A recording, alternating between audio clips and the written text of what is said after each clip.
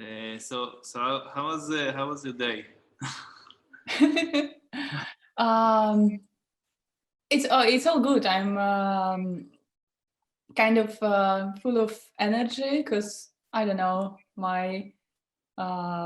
I'm just tired of all of these lockdown things, and my young body and organism is just like asking for some actions. And since recently I'm running and almost every evening, and I'm just like hyperactive. And currently I'm making a big research about some publications, and yeah, just like on a very high positive mood because it's kind of hard to be forced to be depressed all the time and to feel like you're isolated from the world, and that you're wasting one precious year of your youth and blah blah blah. So in the end, just like you're starting to do something, right? Yeah, definitely. You're doing like new project and stuff like that, Yeah. right? That's I think yeah, that's like the good thing that's happening with the COVID and everything. That people like got a little bit more. They get inspiration from the uninspiration, or from not going out. Mm. And they get like to do new stuff. What's your current inspiration? What? What is your current inspiration? Current inspiration? Oh, yeah. I think people I work with, Mm. and this thing we're doing here. Mm-hmm. This is really a thing that right now is giving me lots of inspiration in my career. Mm-hmm. And then I think, yeah, that's really something that when you watch things on Instagram or watch people drawing or illustration, and it's okay, it's nice, but when you talk to them, it's a different thing. Yeah. I think that's the new world that came out this year for me. Mm-hmm. And that's a good question. It's a good for the beginning, because we need to do it festive, because it's festive. So let's do it. So hello everybody that are here on the Zoom and on Facebook. And Kate, hello. Hi everybody. So I will start the second day of the festival. My name is Shafi. Yay. My name is Shafi Shachar Bechor, and I'm your host for the Mekashkesh Festival. So in English, it's a doodle festival, and today we will celebrate 1 year for the podcast with visual designer creators from Germany, UK, Asia, Austria, USA, and Israel. Right now, I will be interviewing Kate. Hey, Kate. Hi. I just read on a Zoom chat my ear, like Noam wrote your earrings so cool. Thank you. I love them also a lot. Nice. And, yeah, so this was the beginning, and important stuff to tell you. Wait, I wrote myself down this. Wait, sorry. Wait.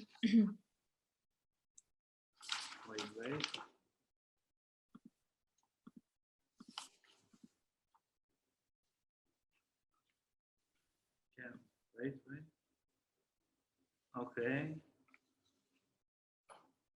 Okay, this is the important stuff I want to tell you. Okay, so Mekashkesh Festival is sponsored by Elementor, a website building platform for professional web creators such as designers, developers, and marketeers.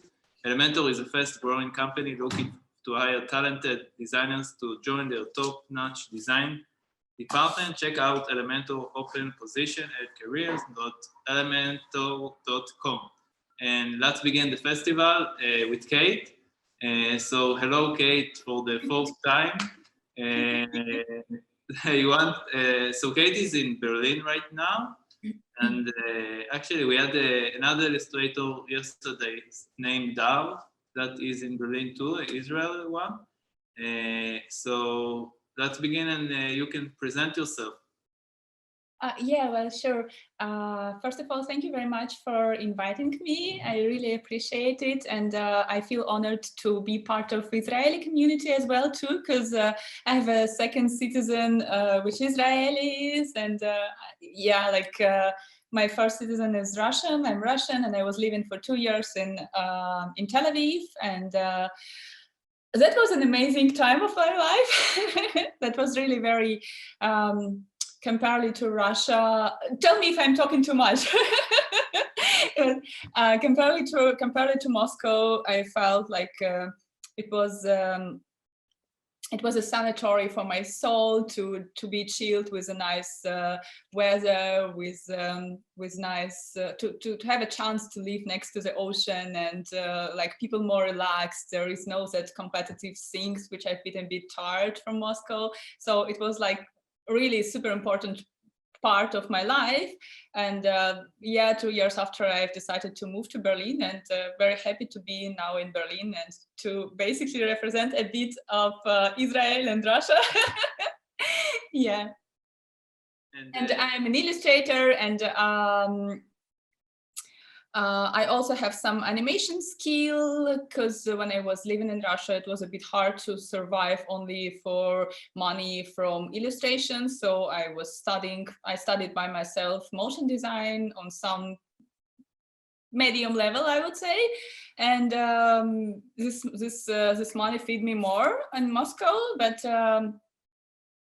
now I would say more I'm specialized on illustrations and all of varieties of illustrations and murals and stuff like this, and really happy to do what I'm doing in my life. Yeah, how did you start with the murals? Excuse me, one more time? How did you start with the murals, like the walls and outdoor paintings? Well, it's actually quite a funny story. I had some few, I did some commercial in Moscow a while ago, and it was not like really representing my style. And when I just moved to Berlin, it was a bit heavy in the very beginning, because my mom got really sick, and I was forced to move to Moscow. I just moved to Berlin, and then I came back to Moscow for 1 month to help to my mom, and it was like very depressive period of my life, because my mom almost died by that time, but thanks God all is good and she feels fine now. But by that period it was really very heavy time, and when I came back to Berlin after months being in Moscow helping my mom, I felt like devastated, depressed, extremely lonely, and I felt like this is the very moment when you feel like you have nothing to lose in your life. Like I just felt like I'm a known person, I have almost no contacts, everything is so complicated, and there was a cafe literally in front of my house, like 5 meters maximum. And I went to this cafe, and owners of this cafe is a couple of Russian-Israeli couple. The girl is Russian and guy is Israeli, which is funny and nice. And we had really small talk, and they left my postcards there with my illustrations and contacts. And I was saying some pretty I was saying without any hope, like, by the way, if you like, I can cover everything here with my illustrations. And I was saying this because I was in that depressive mood, because I felt like, what will I lose if I will say it or not, right? So I was not afraid to say, and they actually wrote me like next day, and they were like, we are super excited of what you're doing, very nice stuff. And then it was my first mural in Berlin. I covered the wall in cafe in front of the house I'm living in. And it also was a big lesson for me in life, that you don't need to, like, a lot of our fears prevents us to go ahead and to do some things, and you do not need necessarily to be on the bottom of your life and to be extremely depressed to go forward, right? Yeah, I agree with that. And for people who don't know how you start things, so at school you studied design, illustration. You started with it. Yes, yes, yes. Oh, I actually one of those nerds who studied all my life, and I studied in art school, and then I had first degree in art, and then I took another additional education in illustration, specialized in the illustration field. Yeah. and today like a little bit teaching, I know, right? Yes. What's the difference between what you're doing today and the kind of system you studied, illustration? May you help me to understand the question correct? What do you mean by this? What would you like me to say? The technique you're using today, the technique between the technique you learned at school, at Russia, at Moscow. Is there a difference between things? Well, I have a theory that it's quite good. Oh, I will try to put it in a sentence. I think it's not bad, and it's good that you studied in some place which kind of impact on your style, and you finding yourself under this stylistic, I would say, for the very beginning. And as a Russian illustrator, I studied in a British High School of Design in Moscow, and I guess it could be recognizable if you know other students who study there. So we kind of framed in one certain direction, I would say, but it's not bad. And through the experience I'm having, I figured out that basically most of big and significant art. Oh yeah. Oh, it's okay. I'm listening. Okay. So should I continue? No, it's okay. Oh, okay. Just something with the camera. Okay, now I see you. I feel more comfortable. You said you can hear me. I can hear you, and I can see you also. Okay, cool. Yeah, well, good. So also in Jerusalem, I know there is a Bezalel Academy of Art, and it also has its own signature, which quite recognizable in my eyes. So I can quite easily see who from illustrators were studied there. And I don't think it's bad. I think it's very good, because it's like giving you so much. So it gives you this based platform from which you can build something out of yourself. And the same we have in Germany, like people who studied under Henning Wagenbrach's course also can see who are their teachers. So it's not bad to start with under some significant professor, or but then I think I do not believe, and I do not really like the idea of I'm working on my style, because style is something which will come out of you anyway. So I was never thinking like, oh, it's better to frame yourself, it's better to draw only in this color palette, or it's better to draw only in this technique. No, it's better. It's the best way is when you try to be as much as you can diversive, and try out everything you can, and do not restrain yourself. Your style will find you in the end, but it's important to look around. It's important to be inspired. It's important to analyze what other people are doing. It's important to be modern after all, right? So it is like, I would not recommend to do this like I want to have my own unique style. You will have your own unique style after you will go through this long way. This is my idea. And you think that today people can study illustration only online? Why not? I don't know. I think it's very much depends on the person. So if you're full of enthusiasm and Yeah, you can even study by your own self, just like Google or spend a lot of hours on Instagram by following talented people. You can develop your own skills. Right. And can you tell us a little bit about like your daily clients work? How does it going on in Berlin? Does your clients are from Russia, Israel, Germany, USA? Mm-hmm. Uh, mm, well, in the very beginning, most of my clients were from Russia, of course, and uh, Russia is not very generous with money. So when I was leaving my hometown, one of the ideas was moving me is that I wanted um, to conquer the world as an illustrator and to go to an international level and to find an international customers. And I'm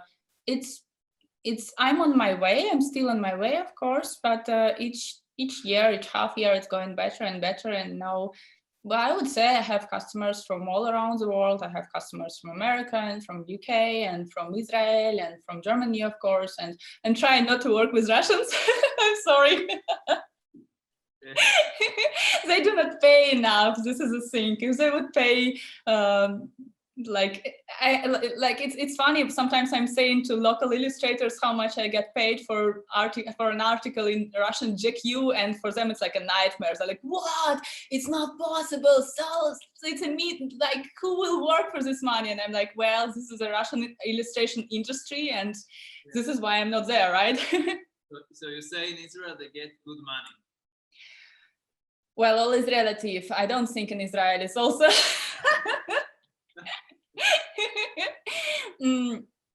America and UK pay good money for the illustration. So it's so I really like what's your social network that you get into people, like how you get your clients from? Does you send like newspaper you work? How does it work for you on the daily to get to know people will get to know you? Yeah, well, it's a very relevant question to what I'm doing now, because I think every one of us at least once a year should make a big research and to find to write a lot of letters to it's almost half of your professional education. To be a good drawer is not enough.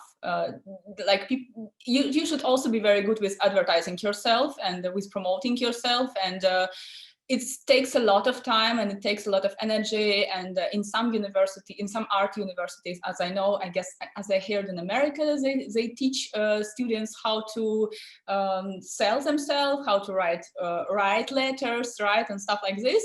And unfortunately, I didn't get these knowledges, and I educate myself with this, and it's like the easiest life hack is you have an illustrator's whose style you admire and whom you're following on Instagram. So just go to their site, find the information about them, look the clients list they're working with, write it down, go to their site, make a research, try to find submissions rules, right? How to, like, usually if it's a publishing house or if it's a publication, you can find some information about submission, how to do not be ignorant, do not take initiative. You should follow the rules. Like in each publishing house, they have their own rights, so it's better to read these rights and to follow them, of course, if you want to have some feedback. And yeah, like this is one of the things I would recommend to everyone to do, because it's really helpful and it's important to do like once a year at least.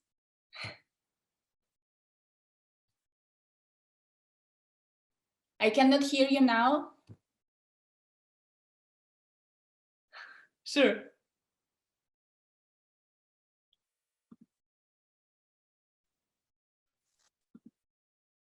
Okay, now better? Yes, now I can hear you. Okay, so how do you, how often do you like get inside to Instagram, post things, go to people, talk to them, send them private messages and stuff like that to get to know other people in the global industry?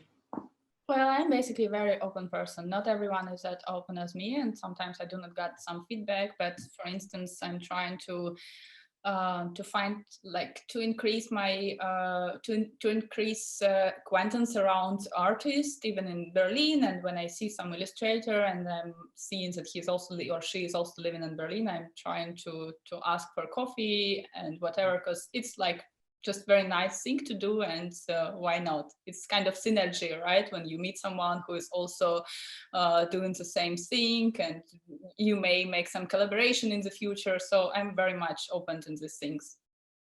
That's nice. And do you want to talk about the Sunday sketching? Because yesterday we had with Yali Herbert at midnight we had night doodles, and tonight we're gonna have with Sabrina, Austrian illustrator, night doodles at midnight. And you have in Berlin something called Sunday doodles or something. Sunday sketching Berlin, yeah, we call it this way. Sunday sketch. Sunday sketching Berlin, yeah. This is like a self project which I love a lot, because this project given us equally same as we are giving to this project, me and my colleague. By lucky coincidence moved to Berlin the same time, and we have a similar background, and we met in Berlin, and we had a lot of mutual friends, and we studied in the same university in Moscow, and not like we didn't think for long, and we decided that it would be nice to increase acquaintances around illustrators in Berlin. It would be nice to maintain our teaching skills, and to increase my English level, and to also go out of the comfort zone with sketching, because me and her have quite different styles, but we have the same taste and we like same things, but we have a different approaches. So we already very good for collaboration with each other. And like first half year we did it every Sunday. Now we are doing, and now it's a bit too tough to spend basically all of your weekends by making these workshops. So we do it every second Sunday, and each Sunday me leading the process, and another one is Susanna is leading the process. And first 5 or 4 workshops we made were easy like this. And now, and then after we were like showing everything we know, after we dropped this moment, that's like more interesting things become to happen with us, right? Because you sharing what you know, you sharing what you feel comfortable with, and then you're like, okay, what else I can share, what else, and then you go to research, and then you go to read, and then you go to participating some other workshops, you're inviting some people. So when me and Susanna looking at our portfolio, and it's like such a big difference after this a year and a half we are leading these workshops. Like we increased our styles very good, and of course sketching impact on your illustration manner to draw. So it's very, very helpful in all dimensions thing for us. Yeah, that's I totally agree with you about this routine you're doing, because I see it on the Tuesday morning that we're doing the doodles. Mm-hmm. 8 in the morning. And I have a question about working with clients. So do you have a process before getting started on working with the client that you always doing? What do you mean? like a process that before you get like the article you need to put out, you're doing first you do the sketches, then maybe the basic, you're showing the basic will be pencils or markers, and then you go digital. Do you have like a system that you work with your clients? Does it differentiate between one another? Yeah, I understand. Thanks for explaining. Yes, of course, I do have my own approach in this way, and it's all quite much related to research. So when I'm working with each of magazines, I'm looking what they did before, what stylistic do they use, what might suit to them, which color palette might looks nice, which color palette they're mostly using. So it is about not being blind with obvious things, right? It's quite obvious when you're saying it, but it's important to say to not make these mistakes. So it is about a lot of research. Also, like if some magazine invite me to work with them first time, and I'm also looking with whom they were working before, right? So who are their illustrators and what did they do, and yeah, and then I do some sketch, and then I don't know, it's all very individual, because some publications are asking for one sketch, some for like 6 to 5 sketches, which can be surprising, but you never know in advance. And yeah, like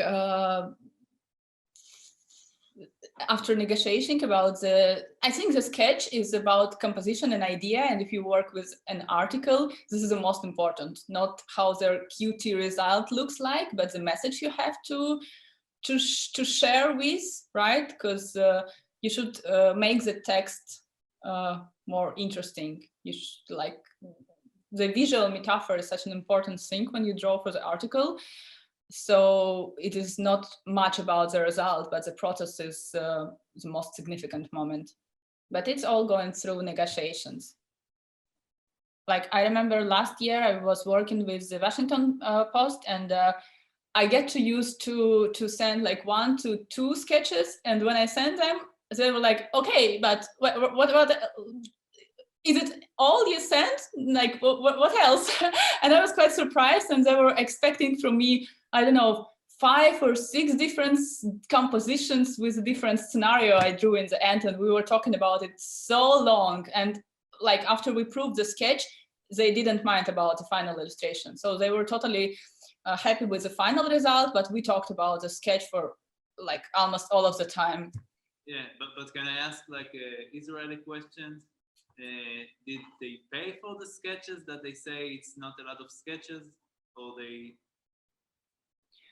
Or if you work with publications, if you work with magazines, well, everyone has individual system and individual approach, and usually before you start to work, you know all of this information. They just send it to you, but I don't think they count each amount of sketches. So usually just like for the whole labor, some certain amount of fee. Right, I see. And do you have like a client that you remember that you really love and you would love to work with him again and again in the future? Oh. Good question, actually.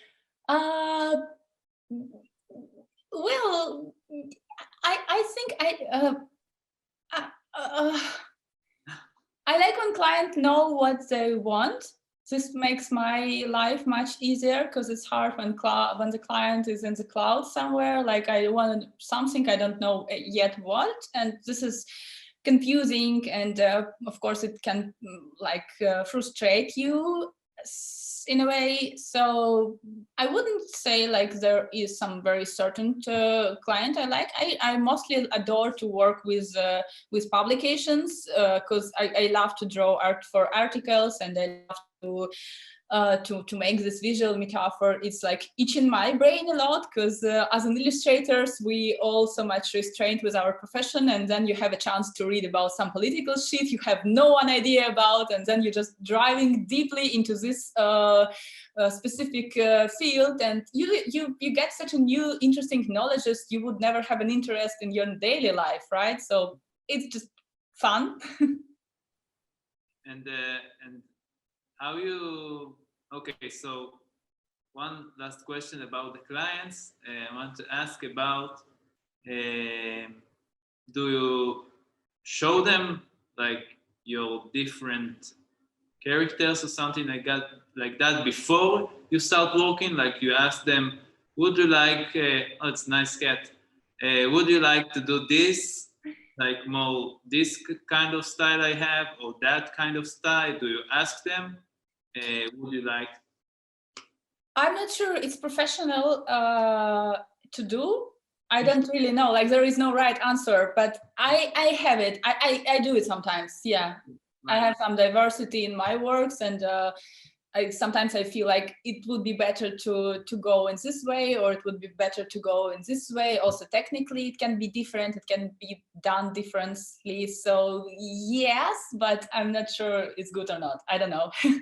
That's like your way. That's yeah. No right or wrong. We're only learning on our own mistakes. So maybe in a few years I can tell you.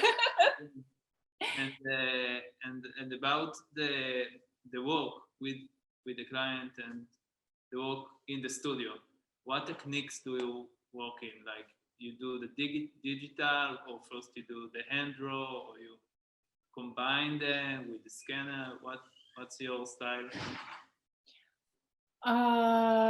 Nowadays I'm trying to come back more to annual drawing and to draw with pencils and acrylic and brushes and so on, because I just find it more fascinating, and I find it less cheating. So you don't have this Ctrl-Z option, and it's much more fun for me individually. And probably I need to buy some online course how to draw nicely in a digital way and upgrade my knowledges about it, and probably buy some new brushes, because I feel quite restricted, and I feel like I don't know, so much more fun and potential things I can do with drawing in an annual way. So it's just more interesting to me. Like before, last year it was more half and half, but nowadays I'm coming back to draw with pencils mostly.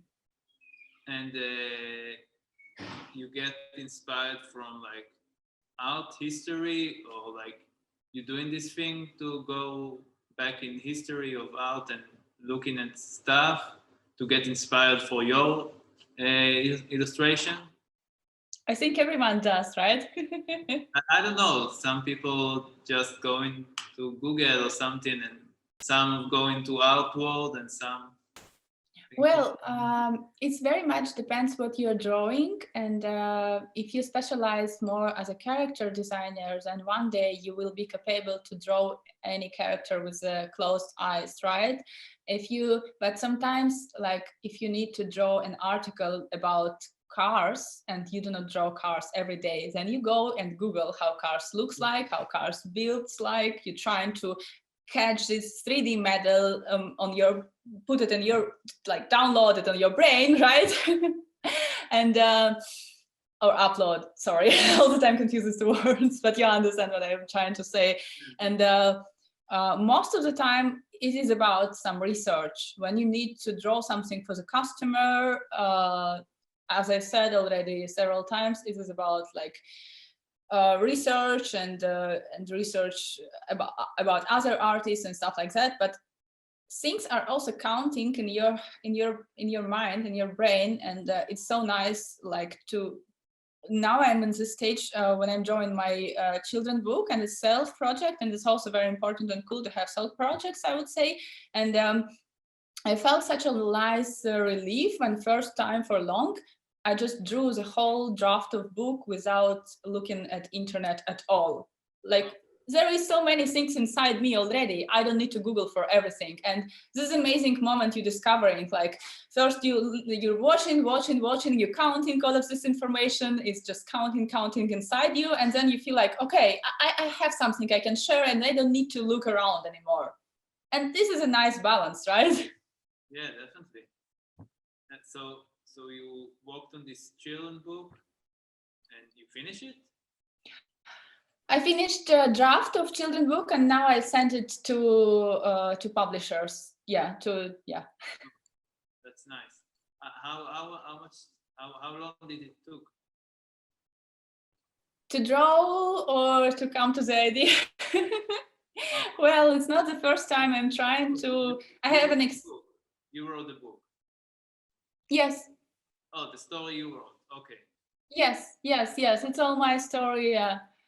And I tried it several times before. It's not like it's I'm very like I persevere person. I'm trying again and again, and if I'm not succeed, I'm trying it again.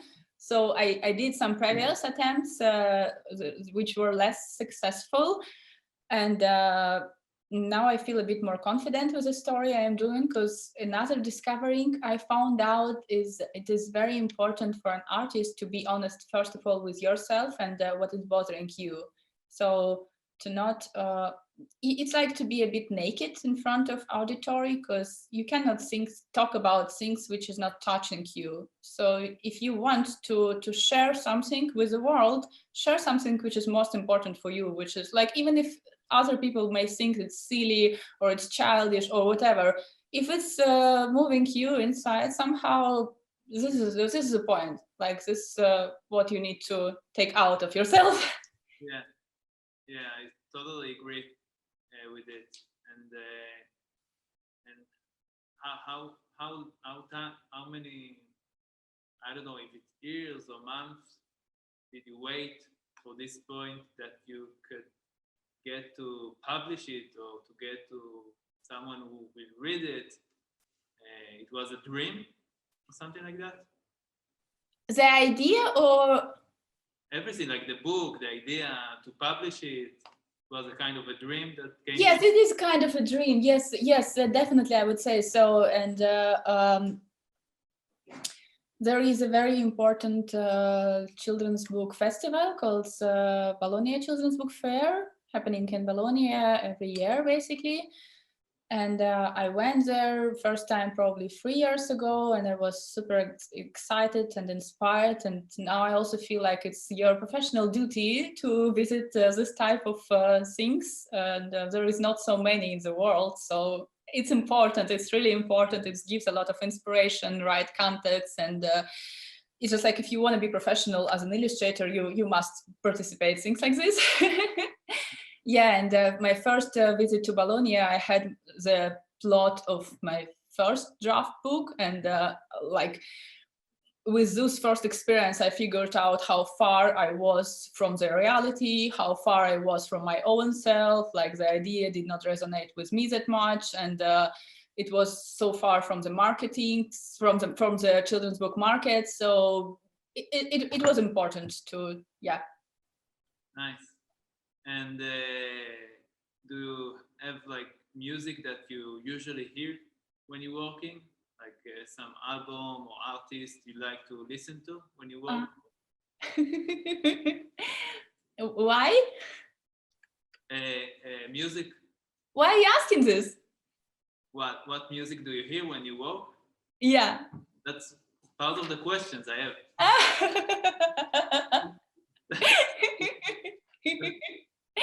Well,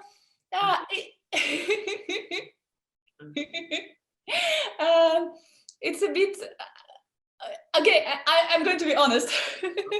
I'm going to sound maybe ridiculous, but yeah, of course I have some artists I'm listening, but I also like a lot to listen some music of people who inspired me around, and just to listen their Spotify list for a period of my life. And mostly it's about like when I have some crush with someone, I'm like to stealing his list of music.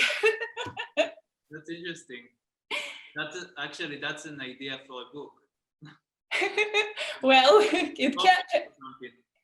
Everything can be an idea for the book if you make a right proposals. Yeah. And, okay, that's the interesting answer, because I always asked it on the podcast. That's the reason, really, about. Yeah. Any movie or book you read lately that inspired you? Oh yes. I watched film called Harold and Maude. Right. And it's American 70s probably, dark love comedy, and I think it's a film of the year. I mean, not specifically this year, but it's like it's impressed me so much. It has such a nice humor, and it's a bit weirdy, it's a bit creepy, and I was laughing aloud, and it doesn't happen that often when you're laughing aloud by watching something. So highly recommended. Okay, that's good. Actually, I'm going here to the computer because someone sent a message, a question for you. So this is, wait, hey, wait, it's jumping. Lovely work. Could you please tell a little bit about the work you do in your sketchbook? Yeah, I also can read the questions. Oh, and the one, yeah, and the name of the movie. And okay. I am typing. I maybe made some small mistakes. Okay, and about the sketchbook. Do you work with your sketchbook as something for illustration or just for text, or you combine it together, text and illustration in the sketchbook?